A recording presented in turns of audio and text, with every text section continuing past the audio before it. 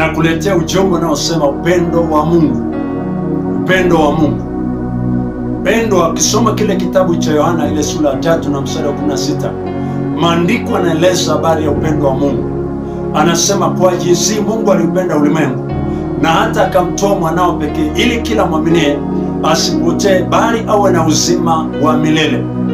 Yani upendo wake ni kwamba mtu yoyote asipotee bali awe na uzima wa milele. Yani upendo wa Mungu. Duniani tuna upendo wenye masharti.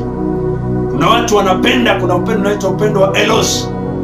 Yani ni upendo ambao watu wanapendana kwa sababu ni ndugu wa damu. Mama moja, baba moja, ni familia moja, ni ukoo moja, ni kabila moja.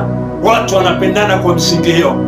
Lakini kuna upendo ambao watu wanapendana kwa sababu ni wanandoa, kwa sababu ni wapenzi. Ni upendo wenye sababu na vigezo. Lakini kuna upendo wa Mungu unaitwa upendo wa agapeo ama upendo wa agape. Upendo huu ni upendo ambao unapenda wasiopendeka.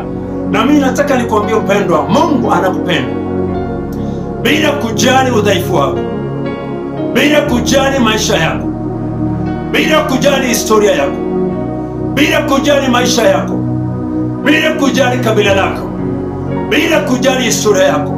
Nataka nikuletea upendo wa Mungu. Anasema alipenda ulimwengu wote, Wabusa, Wahindi, Waislamu, Wakristo, wasiokuwa na dini, waseisti, wale wasiamini, wote Mungu anawapenda. Upendo wa Mungu ni wa ajabu sana.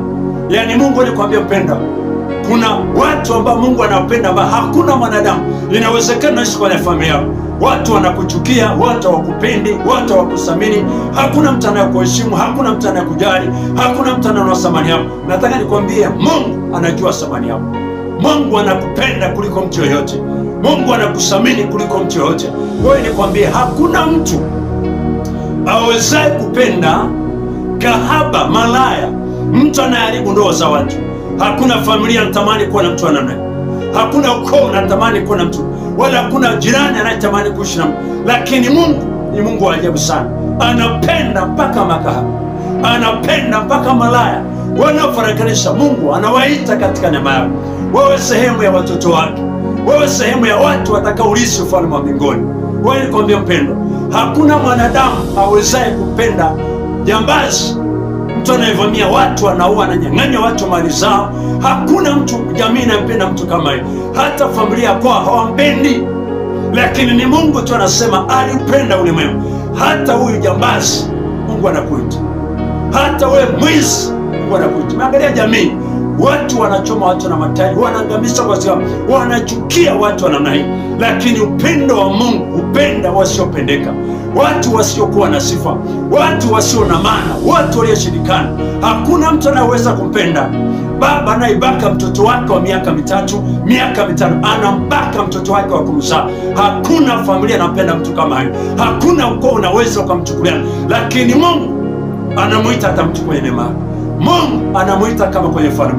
Mungu anamkaribisha. Na anakuambia mpendwa, Yesu anakupenda hivyo hivyo na madhambi yako, hivyo hivyo na mizigo yako na mafurushi yako.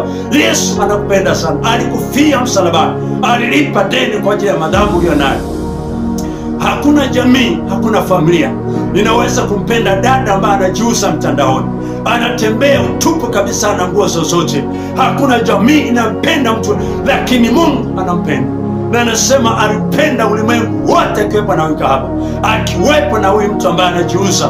Hakuna familia watu wanapenda mtu mchao.